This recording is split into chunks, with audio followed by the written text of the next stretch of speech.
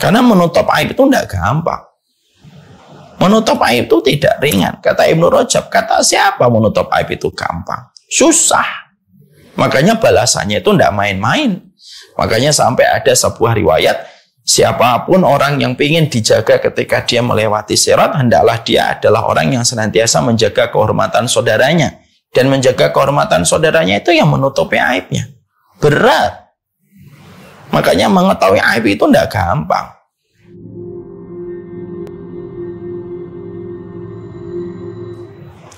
Yang ketiga, menutup aib-aibnya.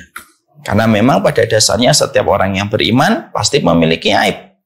Ya, makanya dikatakan seorang ulama salaf, "Lau alimu alayya minadz-dzunubi la rajamuni bil hijarah." Kalaulah kalian tahu bagaimana aibku yang ditutup sama Allah, kalau kalian tahu aibku, pastilah kalian akan melempari aku dengan batu. Setiap manusia pasti memiliki sisi gelap.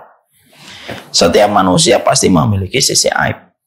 Allah tahu nggak kalau setiap manusia pasti memiliki sisi aib? Allah tahu. Allah ngerti nggak kalau setiap manusia memiliki sisi gelap pada kehidupan mereka? Pasti Allah mengerti karena Allah Maha Alim. Tapi siapa yang memerintahkan kita untuk menutup aib saudara kita? Ketika Allah tahu bahwasanya setiap manusia itu punya aib. Yang menyuruhnya juga Allah. Artinya bahwasanya semangat kita bersaudara bukan seberapa besar kamu membuka aib saudaramu.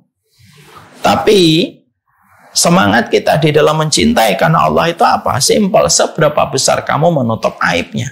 Semakin besar kamu mampu menutup aibnya, mampu menutup kejelekannya, mampu menutup kekurangannya, sebesar itulah kamu telah melakukan proses cintamu itu karena Allah semata.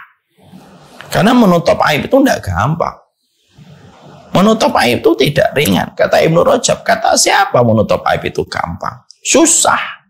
Makanya balasannya itu tidak main-main.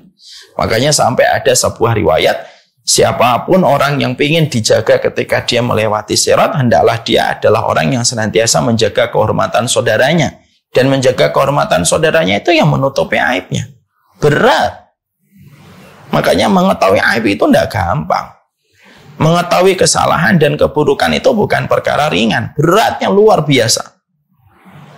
Makanya Imam Nawawi sampai mengatakan mengetahui keburukan orang itu berat. Makanya orang mukmin dulu pada zaman salafus salih, pada zaman generasi pertama, mereka itu tidak suka mengetahui aib. Karena mereka tahu konsekuensi apa yang harus mereka lakukan kalau mereka mengetahui aib orang yang mereka kenal. Maka lebih baik mereka tidak tahu. Makanya sikap kita kalau kita realisasikan ilmu ini dalam tingkat aplikasi, dalam kenyataan kita adalah kalau kita betul-betul mencintai karena Allah, bukan masalah berapa besar kamu itu membuka aibnya, tapi seberapa besar kamu menutup aibnya. Makanya saya pernah mengatakan kepo itu berat. Kepo itu berat. Ya. Kepo itu ketika kamu sudah tahu, kamu akan diuji oleh Allah dan dilihat oleh Allah. Ada ibu-ibu, ada penuntut ilmu, tahu keburukan saya, atau tahu kesalahan saya, atau saya tahu kesalahan ibu.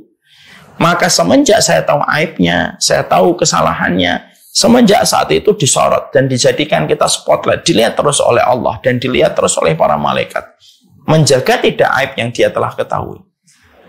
Dan itu bisa jadi ada orang yang berhasil 5 tahun pertama, belum tentu 10 tahun berikutnya dia selamat. Ada yang selama 10 tahun dia menjaga aib saudaranya, belum tentu 20 tahun berikutnya dia selamat. Kenapa?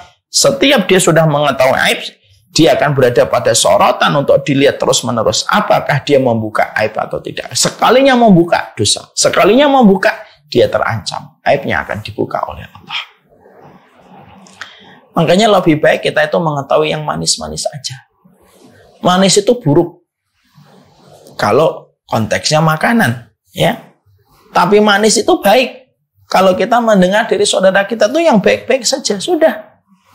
Karena apa? Kita tidak pernah menjadi qudhat, kita tidak pernah menjadi hakim. Nahnu tu'atun wala qudhatun, dalam sebuah syair, dalam sebuah kata-kata hikmah. Nahnu du'atun wala qudhatun. Kita ini dai yang senantiasa menyuruh pada kebaikan wala qudhat. Dan kita bukan hakim yang memeriksa semua kesalahan, semua aibnya setiap orang.